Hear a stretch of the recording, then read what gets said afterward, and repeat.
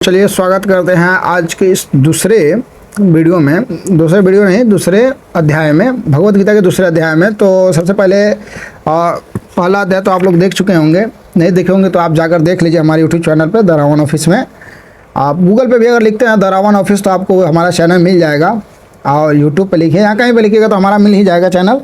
तो आप जैसे कि प्रथम अध्याय में हम बताए थे, कहाँ तक श्लोक हुआ था, एवं मुक्तार्जुन संख्ये रथोपस्थ भविष्यत विसृज्य ससरम चाप शोक संविग्न मानस। उसके बाद आप दूसरे अध्याय में शुरू करते हैं। तो यहाँ पे संजय कहते हैं, संजय उवाच तम तथा कृपयाविष्टां मत्स्यपूर्णा कुलेक्षणं विसदन्तमिदं वाक्यम् उवाच मधुसूदनम। अर्थात कहते हैं कि वैसी कायरता से व्याप्त हुए उन अर्जुन के प्रति जो कि विषाद कर रहे हैं और आंसुओं के कारण जिनके नेत्रों की देखने की शक्ति अवरुद्ध हो रही है, भगवान मधुसूदन कहते हैं, भगवान मधुसूदन आगे बोलते हैं, उसको सुनिए। कहते हैं कि श्री भगवान वाच कुतस्त्वा कसमलमिदम विषमे समुपस्थिताम अनार्य दुष्टमस्वर्ग्य मकृति करम अर्जुनम। कहते हैं भगवान कि हे अर्जुन, इस विषम अवसर पर तुम्हें यह कायरता कहाँ से प्राप्त हुई जिसका कि श्रेष्ठ पुरुष सेवा नहीं करते हैं, जो स्वर्ग को देने वाले नहीं हैं और कीर्ति करने वाले भी नहीं हैं। यहाँ समझा रहे हैं। तब कहते हैं कि क्लेब्यमास्मग महापार्थ ने तत्वायुपपद्यते क्षुद्रम हृदय दौर्बल्यम त्यक्तोतिष्ठा परंतप। अर्थात कहते हैं, देखिए यहाँ पहले बता रहे हैं कि क्षुद्रम हृदय दौर्बल्यम, हे प्रथानंदन अर्जुन, इस नपुंसकता को मत प्राप्त हो क्योंकि तुम्हारे में यह उचित नहीं होता है। हे परंतप, हृदय की इस तुक्ष दुर्बलता का त्याग करके युद्ध के लिए खड़ा हो जाओ। कहते अर्जुन वाच, अर्जुन बोले कि कथम भीष्महं संख्ये द्रोणम च मधुसूदन इषुभे प्रतियोत्सामि पूजार्हावरिशोधन। कहते हैं यहाँ पे कि अर्जुन बोले कि हे मधुसूदन, मैं रणभूमि में भीष्म और द्रोण के साथ वानों से कैसे युद्ध करूँ। बताते हैं, अपने दुख हमने समझाते हैं कि हे अरिशूदन, ये दोनों ही पूजा के योग्य हैं। कहते हैं जैसे गुरून् हत्वा हि महानुभावान् श्रेयो भोक्तिं भेक्षमपि हलोके हत्वार्थकामांस्तु गुरून् हैव भुञ्जीय भोगान् रुधिरा प्रदिग्धान्। कहते हैं कि महानुभाग गुरुजनों को न मारकर इस लोक में मैं भिक्षा का खाना भी श्रेष्ठ समझता हूँ, क्योंकि गुरुजनों को मारकर यहाँ रक्त से सने हुए तथा धन की कामना की मुख्यता वाले भोग को ही तो भोगूंगा। तो कहते हैं कि न चेतद्विद्मः करतन्नो गरीयो कतरन्नो गरीयो यद्वा जयेम यदि वा नो जयोः याने वहत्वा न जिजीविषाम स्तेव स्थितता प्रमुखे धातराष्ट्रा।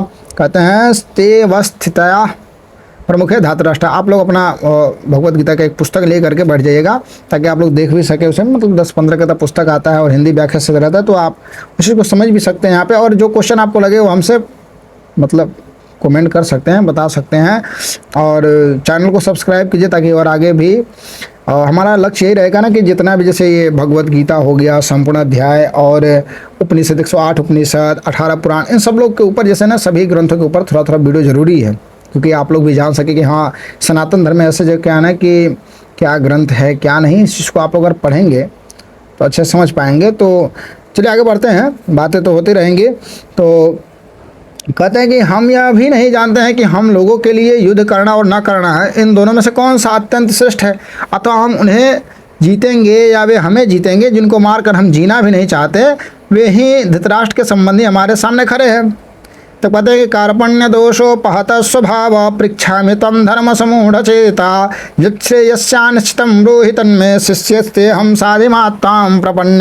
कहते हैं कि कायरता रूप दोष से तिरस्कृत स्वभाव वाला और धर्म के विषय में मोहित अंतःकरण वाला मैं आपसे पूछता हूँ कि जो निश्चित कल्याण करने वाली हो वह बात मेरे लिए कहिए। मैं आपका शिष्य हूँ, आपके शरण हुए मुझे दीक्षा दीजिए। तब कहते हैं कि न हे प्रपश्यामि ममानुपद्यात् यक्षेकमुक्षोषणमिन्द्रियाणाम् अवाप्य भूमा वसपत्नमृद्धं राज्यं सुराणामपि चाधिपत्यम्। तब यहाँ पे कहते हैं कि कारण कि पृथ्वी पर धन धान्य समृद्ध और शत्रु रहित राज्य तथा स्वर्ग में देवताओं का आधिपत्य मिल जाए तो भी इंद्रियों को सुखाने वाला मेरा जो शोक वह दूर हो जाए, तो ऐसा मैं नहीं देखता हूँ। तो कहते हैं, संजय बोलते कि एवं मुक्ता हृषिकेशं गूढ़ाकेशः परन्तप न युत्स इति गोविंद मुक्त्वा तूष्णीं बभूवः। संजय बोले कि हे शत्रुपातन धृतराष्ट्र, क्या बोलते हैं, हे शत्रुपातन धृतराष्ट्र, ऐसा कहकर निंद्रा को जीतने वाले अर्जुन अंतर्यामी भगवान गोविंद से मैं युद्ध नहीं करूंगा, ऐसा साफ साफ कह रहे हैं। मतलब घुमा फिरा के जो उतना बोले वही बात को साफ साफ में कह रहे हैं कि मैं युद्ध नहीं करूंगा। तो सब मतलब अपनी बात कहकर मैं युद्ध नहीं करूंगा ऐसा कहकर चुप हो गए। तब कहते हैं तमुवाच हृषिकेशं प्रसन्निवा भारत सेनयोर्भयोर्मध्ये विसदन्तामिदं च। तब कहते हैं कि हे भरत वंशोद्भव धृतराष्ट्र, दोनों सेनाओं के मध्य भाग में विषाद करते हुए उस अर्जुन के प्रति हंसते हुए से भगवान ऋषिकेश कहते हैं कि अशोच्यानन्वशोचस्त्वं प्रज्ञावादंस भासते गतासु न गतासुश्च नानु शोचन्ति पंडिता। कहते हैं कि भगवान बोले कि तुमने शोक न करने योग्य का शोक किया है, और विद्वता अर्थात विद्वता मतलब पंडिताई कहा गया है यहाँ पे, जो ज्ञानी होते हैं उसको पंडित कहते हैं। विद्वता की बातें कह रहे हो, परंतु जिनके प्राण चले गए हैं उनके लिए और जिनके प्राण नहीं गए हैं उनके लिए पंडित लोग शोक नहीं करते हैं। तब कहते हैं न तेवाहम जातुनासम न त्वं नेमे जनाधिपा न चैव न भविष्यामः सर्वे वयमतः परम। कहते हैं किसी काल में मैं नहीं था और तू नहीं था तथा ये राजा लोग नहीं थे, यह बात भी नहीं है, और इसके बाद भविष्य में मैं तू और राजा लोग हम सभी लोग नहीं रहेंगे, यह बात भी नहीं है।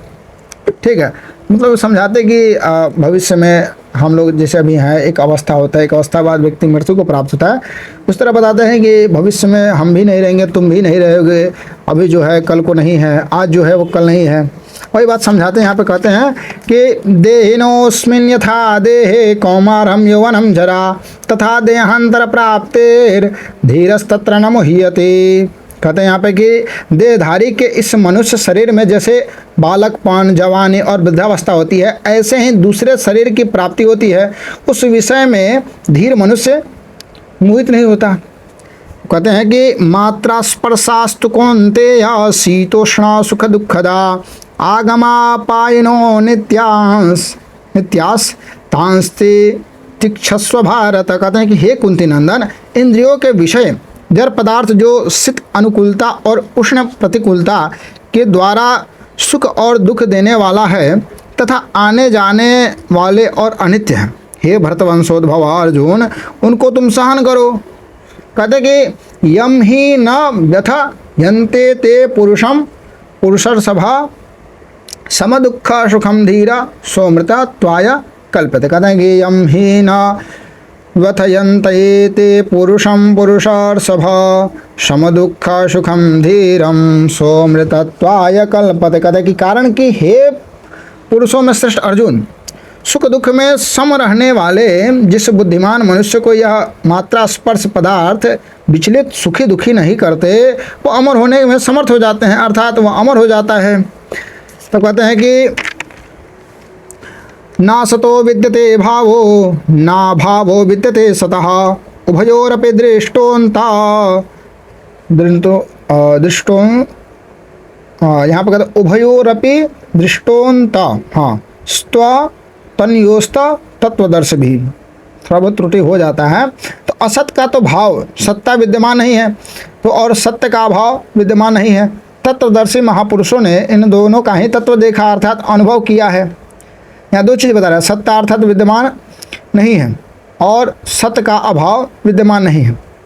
तब यहाँ पर कहते हैं कि अविनाशी तु तद्विद्धि येन सर्वमिदं ततं विनाशमव्यपिशास्य न कश्चित कर्तुमर्हति। अविनाशी तो उसको जान जिससे यह संपूर्ण संसार व्याप्त है, अर्थात कहते हैं कि जो संसार है यह अविनाशी है। ठीक है, इस अविनाशी का विनाश कोई भी नहीं कर सकता। ठीक है, तब कहते हैं कि अंतवंत इमे देहा नित्युक्ता सारिणः अंतवंत इमे देहा नित्युक्ता शरीरिणः। यहाँ पे भी थोड़ा इधर उधर दिया हुआ है। अंतवंत इमे देहा नित्यस्युक्ता शरीरिणः अनाशिनो प्रमेयस्य तस्माद्युध्यस्य भारत दुध्यस्व भारत। तो यहाँ पर कहते हैं कि अविनाशी जानने में न आने वाले और नित्य रहने वाले इस शरीर के यह देह अंत वाले कहे गए हैं। इसलिए हे अर्जुन तुम युद्ध करो। सीधा सीधा यहाँ पे कहते हैं कि तुम युद्ध करो। और तुम्हारा जो कार्य है वो युद्ध करना ही, और कुछ नहीं है। तो यहाँ पर कहते हैं कि य एन वेत्ति हंतारम यश्चेन मन्यते हतम अभवतो न विजानी तो नायम हंति न हन्यते। कहते हैं कि जो मनुष्य इस अविनाशी शरीर को मारने वाला मानता है, अविनाशी शरीर अर्थात शरीर मतलब यहाँ आत्मा को कहते हैं। शरीर तो ये शरीर हो गया, रक्त मांस हड्डी ढेर ये सब तो शरीर हो गया, लेकिन जो मन बुद्धि चित्त अहंकार है, जो माइंड में चल रहा है, वो जो चीज़ चला रहा है शरीर को, वो हो गया आत्मा। तो कहते हैं कि या एनम वेति हंतारम यश्चेन मन्यते हतम उभौतो न विजानी तो नायम हंते न हन्यते। जो मनुष्य इस अविनाशी शरीरी को मारने वाला मानता है, जो आत्मा को मरने वाला मानता है, जो मनुष्य इसको मरा मानता है, वे दोनों ही इसको नहीं जानते हैं, क्योंकि हम न मरता है और न कभी मारा जाता है। कहते हैं कि न जायते मृते वा कदाचि नायम भूत्वा भविता वानुभूयः अजो नित्यः शाश्वतो यम पुराणो न हन्यते हन्यमाने शरीरे। कहते हैं कि यह शरीर न कभी जन्मता है, अर्थात ये जो आत्मा है न कभी जन्मता है और न कभी मरता है, तथा यह उत्पन्न होकर फिर होने वाला नहीं है। यह जन्म रहित नित्य निरंतर रहने वाला शाश्वत और अनादि। शरीर के मारे जाने पर भी यह नहीं मारा जाता है, हमेशा जीवित रहता है, केवल शरीर परिवर्तन करता रहता है।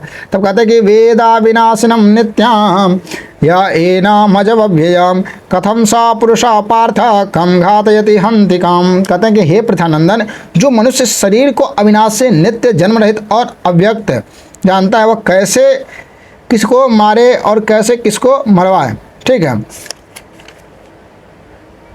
तो कहते हैं कि यहाँ जो मतलब इस यहाँ पर समझा रहे हैं कि हे प्रथानंदन अर्जुन, जो मनुष्य शरीर को, जो आत्मा को अविनाशी नित्य जन्म रहित और अव्यय जानता है, वो कैसे किसको मारे। अर्थात कहने के यहाँ पे अर्थ ये समझिए, सीधा सीधा बात कि आत्मा न मर सकती है न मारा जा सकता है। तो जहाँ तक कि सब वो अर्जुन को कह रहे हैं कि तुम आगे युद्ध करो, आगे अगर किन्हीं को मारते हैं, जैसे भीष्म को मार रहे हैं, दुर्योधन को मार रहे हैं, तो यहाँ पे समझाने का अर्थ ये है कि दुर्योधन मर नहीं रहा, वो तो है ही, वो आत्मा जो है ना, दुर्योधन का आत्मा तो जीवित ही है, वो दुर्योधन केवल शरीर मर रहा है। चला कौन है, पूरा शरीर को आत्मा चला रहा है, तो आत्मा मरता नहीं है। वही बात इनको समझा रहे हैं। कहते हैं कि वसांस जीर्णानि यथा विहाय नामानि गृह्णाति नरो पराणि तथा शरीराणि विहाय जीर्णा नान्यानि संयाति नवानि देहि। अर्थात कहते हैं मनुष्य जैसे पुराने कपड़ों को छोड़कर दूसरे नए कपड़े धारण कर लेता है, ऐसे ही देही अर्थात आत्मा पुराने शरीर को छोड़कर दूसरे नए शरीर में चला जाता है। ठीक है, कहते हैं कि नैनम छिदन्ति शास्त्राणि नैनम दहति पावकः न चैनम क्लेदयन्तापो न शोषयति मारुतः। कहते हैं कि शस्त्र इस शरीर को काट नहीं सकते, अर्थात इस आत्मा को काट नहीं सकते, अग्नि इसको जला नहीं सकती, जल इसको गीला नहीं कर सकता और वायु इसको सुखा नहीं सकती। कहते हैं कि यह छेद्यो यमदाह्यो यमक्लेद्यो शोष्य एव च नित्य सर्वगतः स्थाणो रचल्यो यम सनातन। कहते हैं ये शरीर काटा नहीं जा सकता, यह जलाया नहीं जा सकता, यह गीला नहीं किया जा सकता, यह सुखाया भी नहीं जा सकता, कारण कि यह नित्य रहने वाला, सब में परिपूर्ण अचल स्थिर और स्वभाव वाला और अनादि है।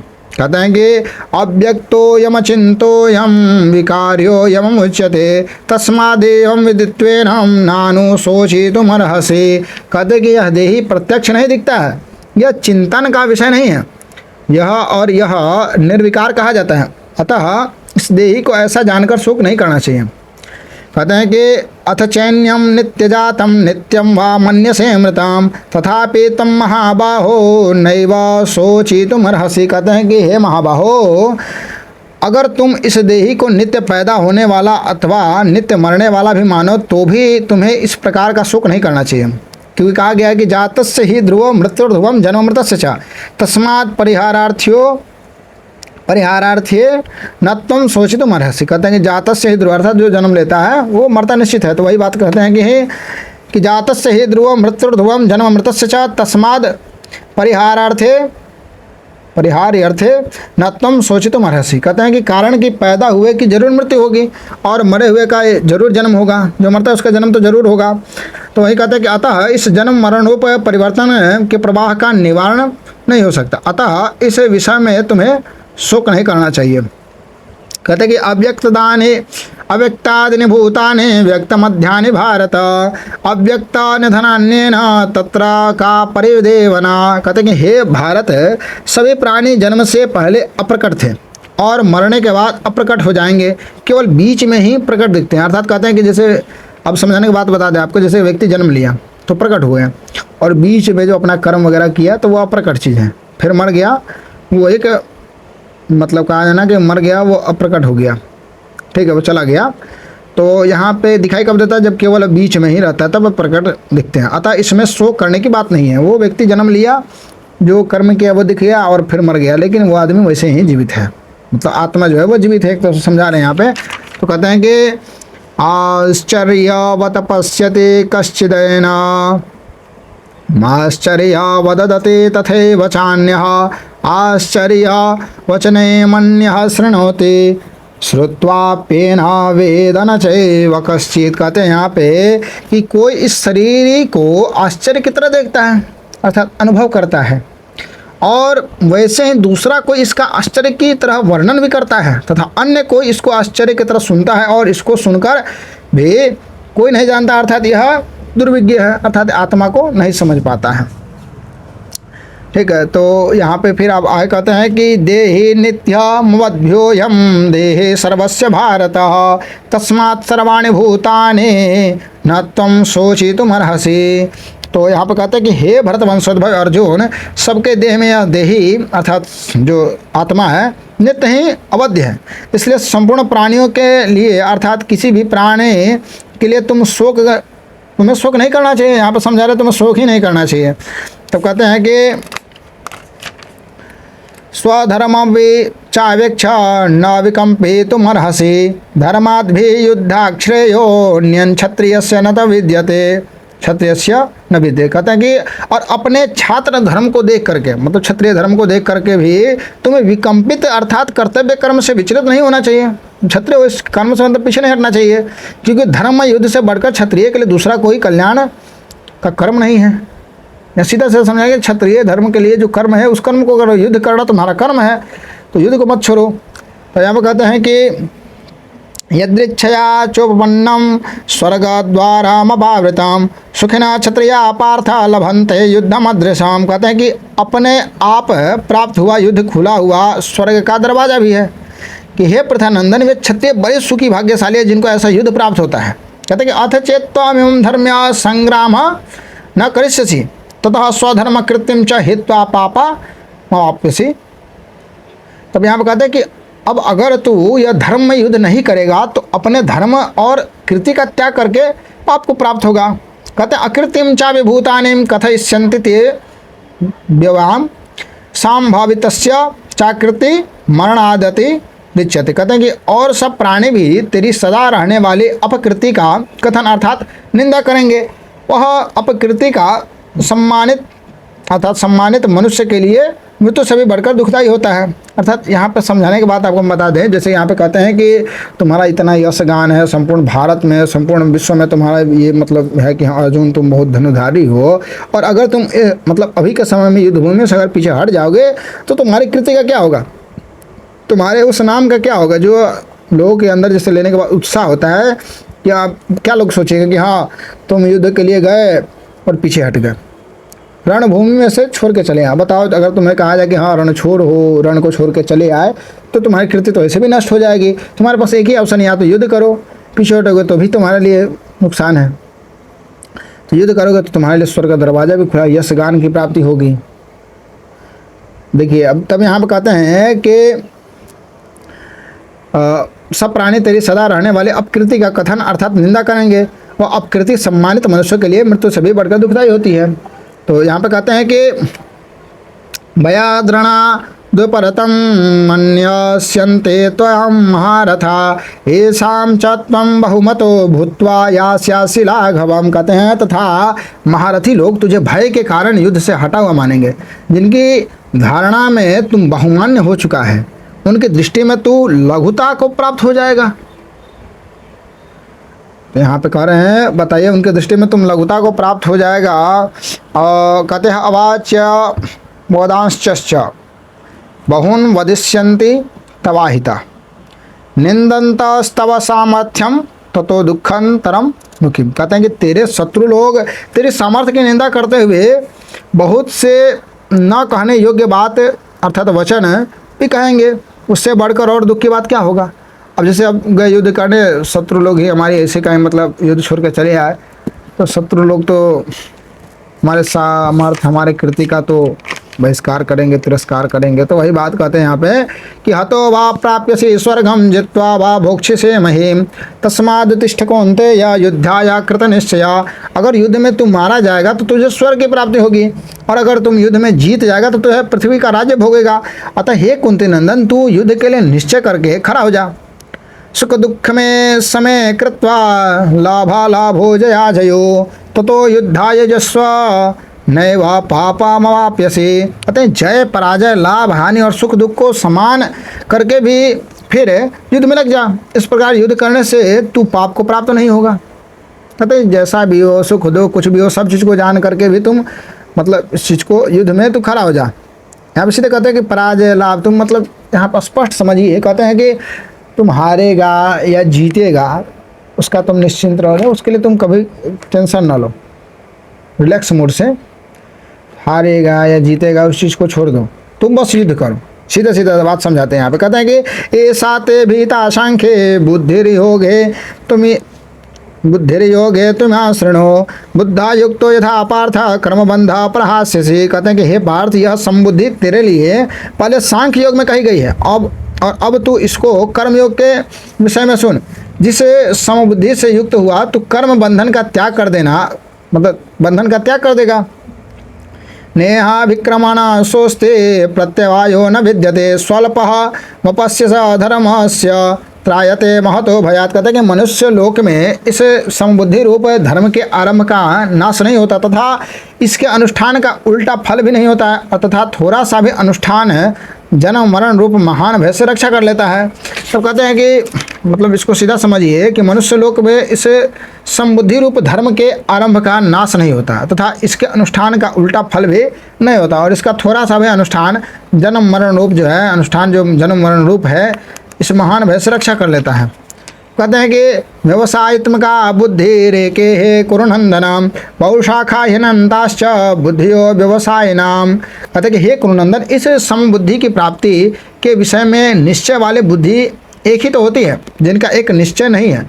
ऐसे मनुष्य की बुद्धियाँ अनंत और बहुत शाखाओं की होती है, शाखाओं वाली होती है। कहते हैं कि यामिषाम पुष्पिताम वाच प्रबधन्यत विवस्थित वेद वादरता पार्थ नान्यदस्तीति वादिना कामात्मान स्वर्गपरा जन्म कर्म फला प्रदाम क्रिया विशेषो बहुलाम भोगे। यहाँ पे जो अगर व्याख्या किया जाए तो भोग ऐश्वर्य गतिम प्रति, तो भोगेश्वर्य गतिम प्रति।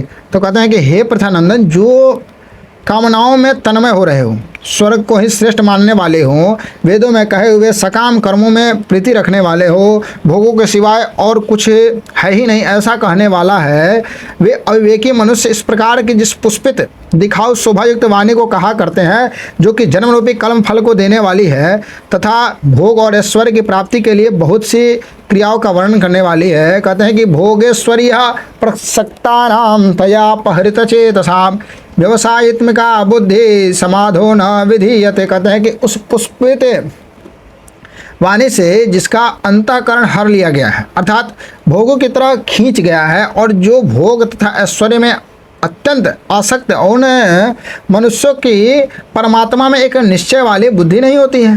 जो व्यक्ति भोग में लगा होगा उसकी मतलब कभी निष्ठा भगवान में लगेगा।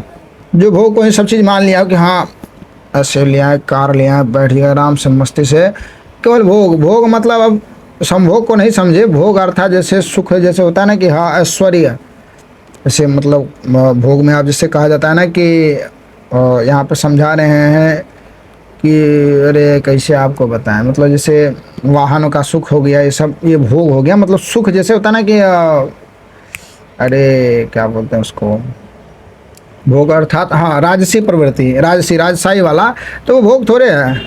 मतलब वो भोग है, मतलब राजसी जो प्रवृत्ति व्यक्ति के अंदर जो राजसी प्रवृत्ति आ जाता है वो भोग नहीं है, मतलब वो भोग है।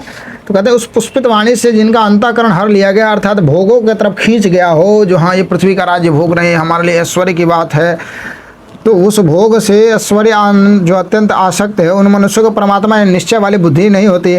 जब जिसके पास ऐसे होता है, कहा जाता है कि अत्याधिक धन बुद्धि, मतलब बुद्धि की जो है ना वो भ्रमित कर देता है, तो वो परमात्मा को नहीं मानते, परमात्मा में नहीं ज़्यादा लीन होते हैं। कहते हैं अरे ये तो बस जैसे दिखाव चल रहा है उसका जीवन, वैसे ही दिखाव पूजन पाठ में भी लगा देते हैं। जिसके पास ऐश्वर्य ज़्यादा हो जाता है तो भगवान का ध्यान थोड़ी करेगा, वो तो अपने ध्यान में लीन हो जाएगा।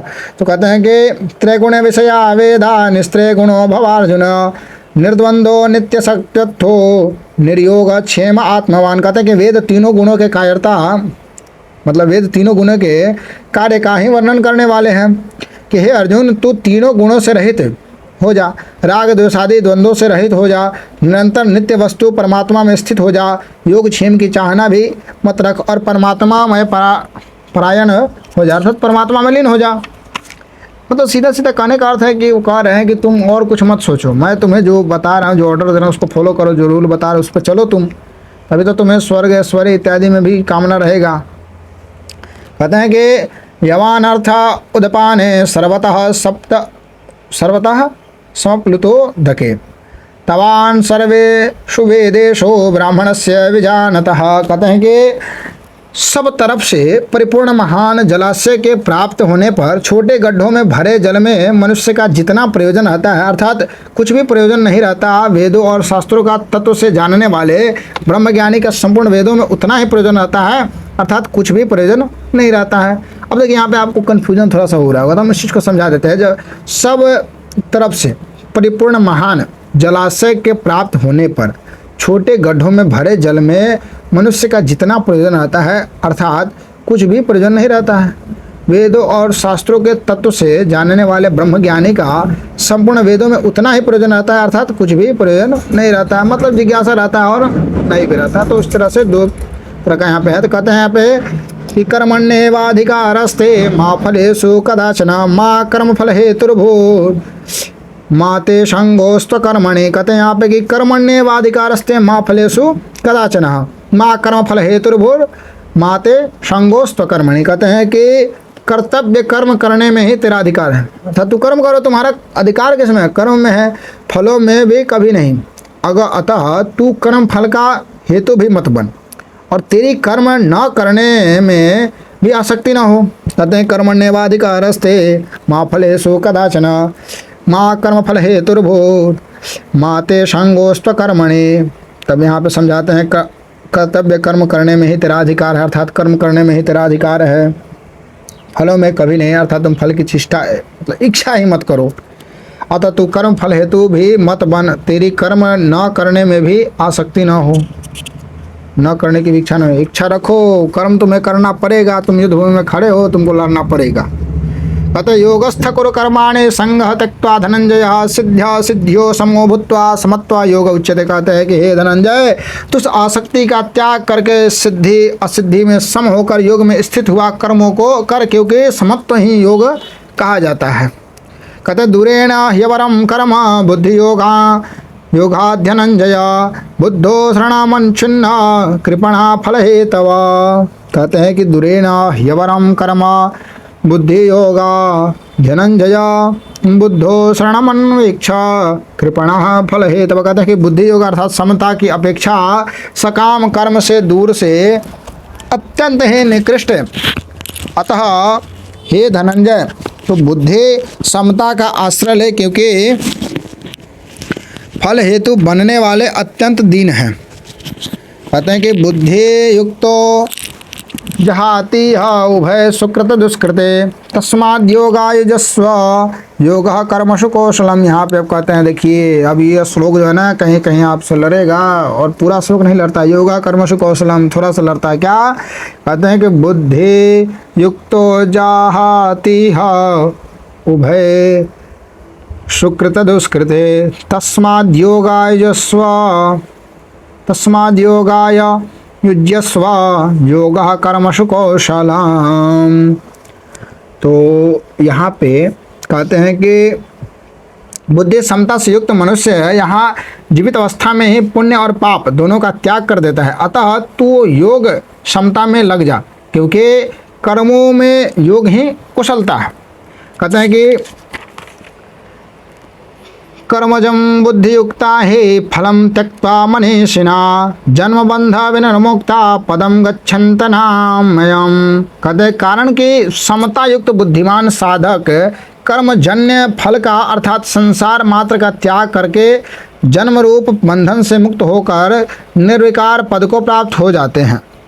कहते कि यदा ते मोहकलिकं बुद्धिर्व्यतितरिष्यति तदा गन्तासि निर्वेदं श्रोतव्यसः श्रुतं श्रुतस्य च। फिर से बता देते हैं, यदा ते मोहकलिलं बुद्धिर्व्यतितरिष्यति तदा गन्तासि निर्वेदं श्रोतव्यसः श्रुतस्य च। प्रथम बार ये सब जो वीडियो व्यक्ति बनाता है ना, तो थोड़ा बहुत ऐसे भी त्रुटि हो जाता है, और ये त्रुटि थोड़ा बहुत श्लोक में हो जाता है, क्या कर सकते हैं।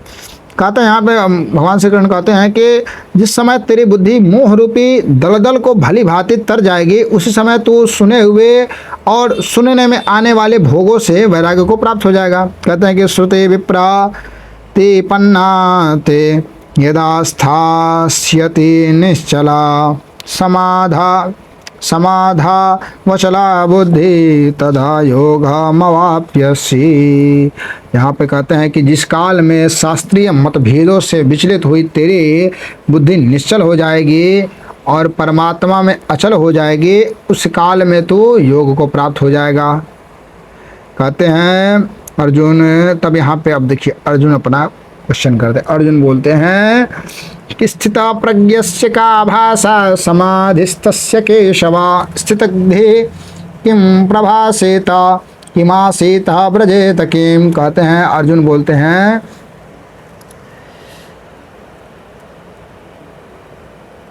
अगर आप लोग यहाँ तक रुके तो समझ सकते हैं आप लोग कितने विनम्र व्यक्ति हैं, और अगर आप लोग नहीं रुक रहे हैं तो कोई बात नहीं है, फिर भी हम तो नहीं रुकेंगे।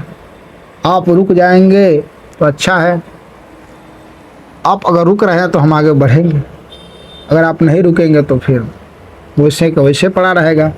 तो आप अगर रुकेंगे तभी तो हम आगे चल पाएंगे। रुकने का मतलब है कि आप अगर वीडियो देखेंगे तभी तो हम बना पाएंगे, बाकी कुछ और ना सोचिए। क्योंकि अर्जुन यहाँ पे कहते हैं कि अर्जुन बोले कि हे केशव, परमात्मा में स्थित स्थिर बुद्धि वाले मनुष्य के लिए क्या लक्षण होते हैं? वह स्थिर बुद्धि वाला मनुष्य कैसे बोलता है, कैसे बैठता है, कैसे चलता है, अर्थात कैसा व्यवहार करता है? तो भगवान कहते हैं कि प्रजहाति यदा कामान् सर्वान् पार्थ मनोगतान् आत्मन्येवात्मना तुष्टा स्थित प्रज्ञस्ततः। यहाँ पे स्थित प्रज्ञस्तदुच्यते। तो कहते हैं भगवान कहते हैं श्री भगवान वाच, भगवान कहते हैं कि हे प्रधानंदन, जिस काल में साधक मन में आई संपूर्ण कामनाओं को भली भांति त्याग कर देता है और अपने आप में ही संतुष्ट रहता है, उस काल में वह स्थिर बुद्धि कहा जाता है। कहते हैं कि दुखे स्वनो दुनग्मनाः सुखेशो विगता स्पृहा वीतराग भय क्रोध स्थित धीर्मो निरुच्यते। तब कहते हैं कि दुखों की प्राप्ति होने पर जिसके मन में उद्योग नहीं होता और सुखों की प्राप्ति होने पर जिसके मन में स्पृहा नहीं होती, तथा जो राग भय और क्रोध से सर्वथा रहित हो गया है, वह मननशील मनुष्य स्थिर बुद्धि कहा जाता है। उसके बाद कहते हैं कि यह सर्वत्र नाभिस्नेहस्तता प्राप्त शुभाशुभम। अर्थात कहते हैं यह सर्वत्र नभिस्नेहस्तता प्राप्त शुभाशुभम नाभिनंदति न दृष्टि तस्य प्रज्ञा प्रतिष्ठित। यहाँ कहते हैं कि सब जगत आसक्ति रहित हुआ जो मनुष्य उस शुभ अशुभ प्राप्त करके न तो प्रसन्न होता है और न द्वेष करता है, उसकी बुद्धि स्थिर है। कहते हैं कि यदा संहरते चायम कुर्मो नांगिनीव सर्वसः इंद्रियाणि निन्द्रार्थे व्यस्तस्य प्रज्ञा प्रतिष्ठिता, कहते हैं जिस तरह कछुआ अपने अंगों को सब ओर से समेट लेता है, ऐसे ही जिस काल में यह कर्म योगी इंद्रियों के विषयों से इंद्रियों को सब प्रकार से हटा लेता है, तब उसकी बुद्धि स्थिर हो जाती है। कहते हैं विषया विनिर्वर्तन्ते निराहारस्य देहिनः रसवर्ज रसोप्यस्य परम दृष्ट्वा निवर्तते। कहते हैं कि निराहारी इंद्रियों को विषयों से हटाने वाले मनुष्य के भी विषय तो निवृत्त हो जाते हैं, पर रस निवृत्त नहीं होता, परंतु परमात्मा तत्व का अनुभव होने से इस स्थित प्रज्ञ मनुष्य का रस भी निवृत्त हो जाता है। अर्थात कहते हैं कि उसके संसार में रस बुद्धि नहीं होती है। कहते हैं कि यततो यपि कौन्तेय पुरुषस्य विपश्चितः इंद्रियाणि प्रमाथीनि हरन्ति प्रसभं मनः। कहते हैं कि कारण है कि हे कुंती नंदन, रस बुद्धि रहने से यत्न करते हुए विद्वान मनुष्य के भी प्रथम अर्थात प्रमथशील इंद्रिया उसके मन को बलपूर्वक हर लेती हैं। कहते कि तानि सर्वाणि संयम्य युक्त आसित मत्परः वंशे ही यस्येन्द्रियाणि तस्य प्रज्ञा प्रतिष्ठिता। कहते हैं कि कर्मयोगी साधक उन संपूर्ण इंद्रियों को वश में करके मेरे पारायण होकर बैठे, क्योंकि जिसकी इंद्रिया वश में है उसकी बुद्धि स्थिर है। अब जिसकी इंद्रिया अगर स्थिर होगी वही तो उसका ही बुद्धि गति होगा, मतलब शांतित रहेगा, स्थिर रहेगा।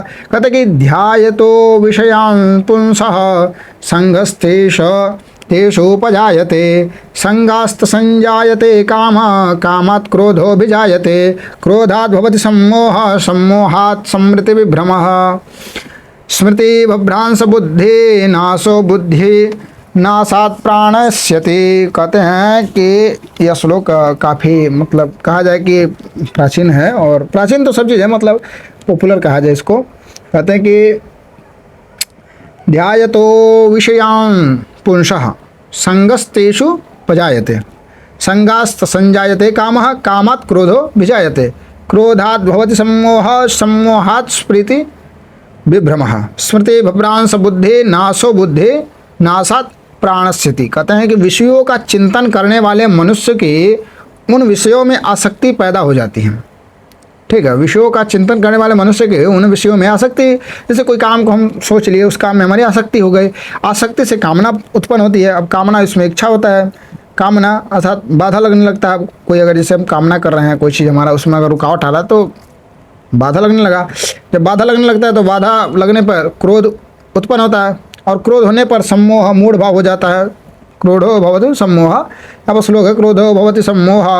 उसके बाद जब वहाँ पे मूढ़ भाव जब होने लगता है तो सम्मोह से स्मृति भ्रष्ट हो जाती है, और स्मृति भ्रष्ट होने पर बुद्धि विवेक का नाश हो जाता है। बुद्धि का नाश होने पर मनुष्य का पतन हो जाता है। यहाँ पे कहते हैं कि अगर जैसे व्यक्ति का ना सबसे पहले विषयों का चिंतन करने वाला मनुष्य है कि उन विषयों में आसक्ति उत्पन्न होती है, उसके बाद आसक्ति से कामना उत्पन्न होती है, और कामना से बाधा लगने पर क्रोध पैदा हो जाता है, और क्रोध होने पर सम्मोह मूढ़ भाव हो जाता है, और सम्मोह स्मृति भाव से प्रकट होती है।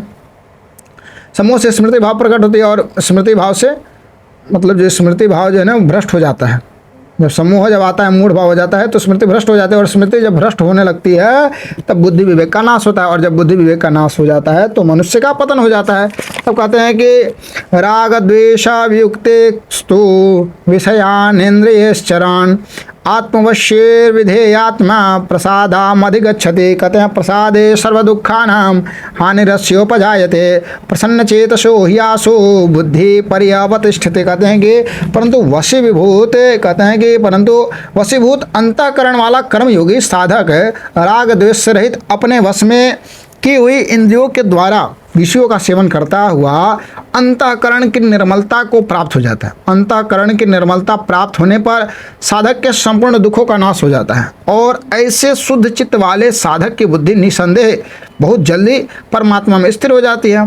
कहते हैं कि नास्ति बुद्धिर्युक्तस्य न चायुक्तस्य भावना न चाभावो भजतः शांति शांतस्य कुतः सुखम। देखिए, उसको अगर स्पष्ट किया जाए तो कहा गया है कि नास्ति बुद्धिर्युक्तस्य न चायुक्तस्य भावना न चाभवयतः शांति रशांतस्य कुतः सुखम। कहते हैं कि जिसके मन इंद्रिया संयमित नहीं है, ऐसे मनुष्य की व्यवसायित्मिका बुद्धि नहीं होती, और व्यवसायित्मिका का बुद्धि न होने से उस आयुक्त मनुष्य में निष्काम भाव अथवा कर्तव्य परायणता का भाव नहीं होता। निष्काम भाव न होने से उसको शांति नहीं मिलती है, और फिर शांति रहित मनुष्य को सुख कैसे मिल सकता है? जिसको शांति नहीं उसको सुख कैसे मिलेगा? तो कहते हैं कि इंद्रियाणा हि चरताम यन्मनोन्यो वधीयते तदस्य हर्त प्रज्ञाम वायुर्नाभा में विवाम्भसी। कहते हैं कि कारण है कि अपने अपने विषयों में विचरते हुए इंद्रियों में से एक ही इंद्रिया जिस मन को अपना अनुगामी बना लेती है, वो अकेला मन जल में नौका को वायु की तरह इसकी बुद्धि को हर लेता है। तो कहते हैं तस्माद्यस्य महाबाहो निगृहीतानि सर्वशः इंद्रियाणि यार्थेभ्यः रस्तस्य प्रज्ञा प्रतिष्ठिता। कहते हैं कि इसलिए हे माधव, जिस मनुष्य की इंद्रियों के विषयों से सर्वथा वश में की हुई है उसकी बुद्धि स्थिर है। अब जैसे आपका इंद्रिय आपके कंट्रोल में रहेगा तो आपका बुद्धि स्थिर रहेगा।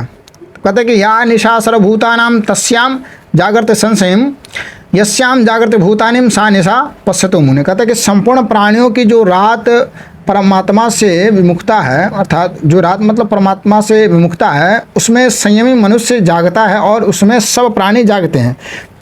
भोग और संग्रह में लगे रहते हैं, वह तत्व को जानने वाले मुनि की दृष्टि में रात है।